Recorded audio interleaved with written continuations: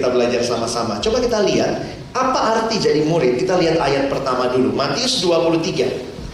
Mari baca Matius 23 ayat 1 sampai dengan ayat yang ketiga.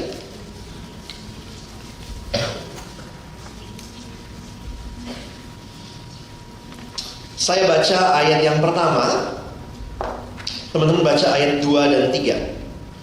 Maka berkatalah Yesus kepada orang banyak dan kepada murid-muridnya, katanya,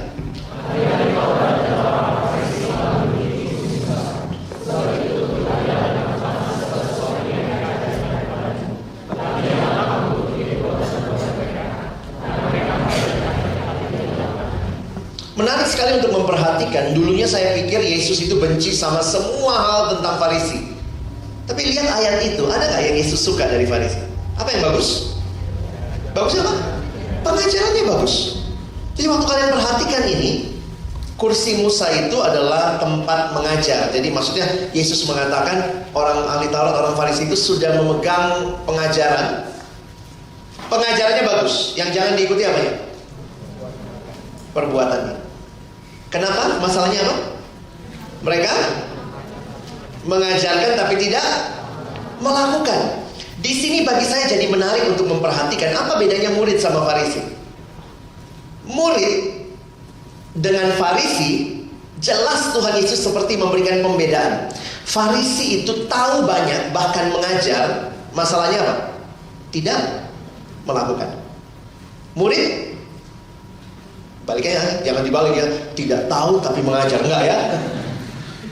Tahu juga, mengerti, mengajar, dan melakukan. Saya cukup kaget melihat bagaimana Injil Matius memberikan penekanan kepada murid bukan hanya dalam arti tahu, tapi melakukan. Oh, teman-teman, kita gampang sekali terjebak. Ingat, kelompok kecil atau pemuridan yang kita lakukan tidak sedang membentuk orang Farisi. Oh, bisa jadi loh, kita tahu banyak, tidak lakukan. Karena itu sebenarnya kelompok kecil itu bukan les, bukan kursus. Kalau kursus kita cuma habisin bahan. Gimana caranya? Berapa bahan? 10 bab? Suruh pas libur begini suruh aja datang. Besok datang ya. 2 jam pagi, jam 8 sampai jam 10, bab 1. Jam 10 sampai jam 12, bab 2. Istirahat makan siang. Sore jam 1 sampai jam 3, bab 3. Kamu cuma butuh sekitar 3-4 hari selesai semua bahan. Itu kan kelompok kecil, itu kan pemuridan? Bukan. Fokus kita bukan cuma mengajar, tapi sampai dia melakukan. Makanya kalau PK kamu nolong kamu sampai kamu melakukan, itu memang tugas dia. PKK yang jelek adalah yang PKK tidak kasih tugas. PKK yang baik adalah kasih tugas. Hari ini dipelajari, coba deh dipraktekkan. Jadi kalau PK kamu bilang, Dek, kamu udah tahu ya? Ya sudahlah, kamu udah tahu, kamu udah pintar sekali. Kamu Farisi. Beberapa kali saya di kelompok kecil, saya ini ya, namanya pimpin anak SMA ya. Waktu itu pimpin anak SMA 1 Depok. Oh, rumah saya di Kelapa Gading tuh, bolak-balik Depok gitu ya. Seminggu sekali lagi. Terus kalau saya datang kadang-kadang mereka masih main bola. Belum ada ruangan kelas. Jadi saya datang, saya pikir, waduh, ini anak-anak gimana nih. Awal-awal kan masih iyalah kakak yang baik gitu ya. 2 bulan jalan begitu. Soalnya gini, lagi kelompok kecil, bilangnya jam 1. Prakteknya baru mulai hampir jam 2. Udah begitu lagi kelompok kecil, kita lagi mulai bahas bahan, mulai lihat jam. Leska. Yang telat elu mau pulang duluan gitu ya. Ada leska, ada les gitu, saya udah gitu ya. Akhirnya setelah itu beberapa kali saya ajak mereka bikin komitmen. Ayo komitmen bareng. Mau mulai jam berapa? Kalau kalian memang tidak serius, kalian ke sekolah lain. Saya langsung aja bilang sama mereka, saya jauh datang ke sini, saya tidak sedang mengajar orang untuk jadi Farisi. Saya nggak mau di sini buang waktu. Kalau kalian mau, oke. Tidak mau, tidak apa-apa. Kalian masih banyak sekolah lain nggak punya PKK. Saya datang ke sekolah lain. Wah, terjadi pertobatan. Mereka yang bertobat gitu ya. Nah, satu kali lagi saya marah, yang kedua kali itu ketika mereka tidak melakukan. Jadi saya akhirnya udah ngajarin saat teduh penting gitu. Gimana? Gagal lagi, males kah? Kemarin ini gitu. Akhirnya saya jadi PKK, saya marah. Saya kesini mengikuti Tuhan Yesus membangun murid, bukan Farisi. cuma mau belajar aja, baca bukunya di rumah, selesai. Kalau mau ikut kelompok kecil, mau dibina, mau dibentuk, mau kerjakan tugas. Siap? Diam. Bab 2 udah dilewatin, pentingnya saat teduh, pentingnya udah tahu, udah hafal, udah di-PA-kan. Minggu depan dilakukan?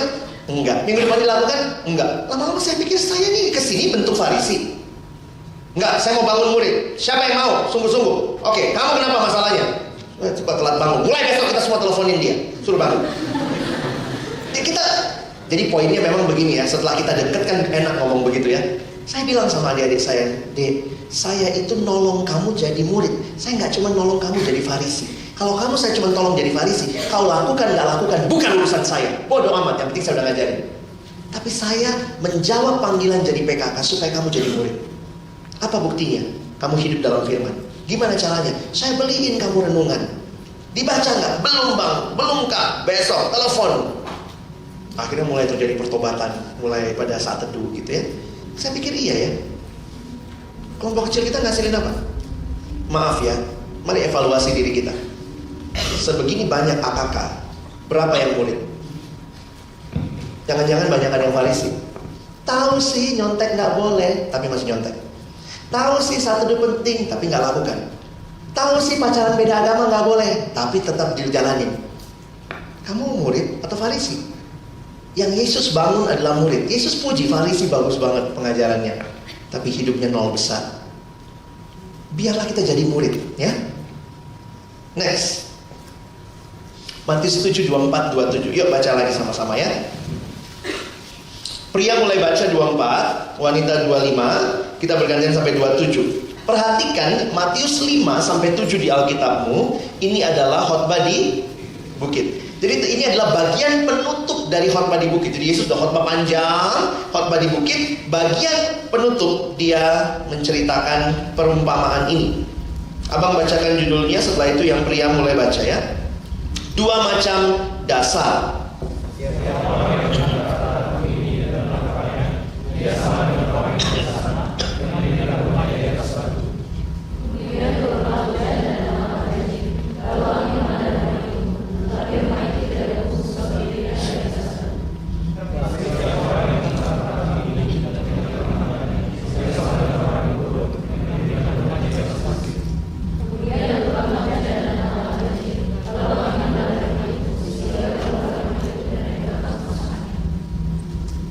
Ada berapa jenis orang di sini? Dua. Yang pertama, ada besar. Yang pertama orang yang, kalau ditanya mesti bilangnya yang bijaksana ya. Kalau ilustrasinya itu yang mendirikan rumah. Jadi perhatikan orang yang bijaksana dan orang yang bodoh. Apa bedanya? Apa persamaannya? Kita mulai dulu. Persamaannya apa? Sama-sama dengar. Bedanya? Satu lakukan, satunya tidak lakukan. Jadi pertanyaannya balik lagi. Segini banyak AKK, apakah kita orang bijaksana atau orang bodoh? Memang tidak ada yang sempurna, tapi kiranya arah kita menjadi bijaksana. Jangan udah gak sempurna arahnya jadi orang bodoh lagi. Kelompok kecil ikut, semua tahu, tapi tidak dilakukan. Ini jadi pergumulan.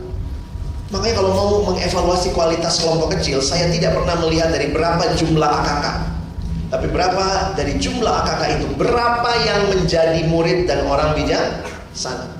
Tuhan Yesus setelah mengajar, dia kasih tahu, jangan cuma dengar, tapi melakukan. Saya ingat sekali, kalau setiap kali khotbah ini AKK saya nih, dia telepon gitu, Bang, apa kabar? Ini AKK di kampus, udah lama gak ketemu, dia udah tamat. Tiba-tiba setahun kemudian dia telepon saya. Jadi udah lama gak kontak, tiba-tiba telepon gitu. Ada apa gitu ya? Hei, apa kabar gitu ya? Terus kemudian dia cerita, iya bang, begini. Tiba-tiba dia masuk ke intinya.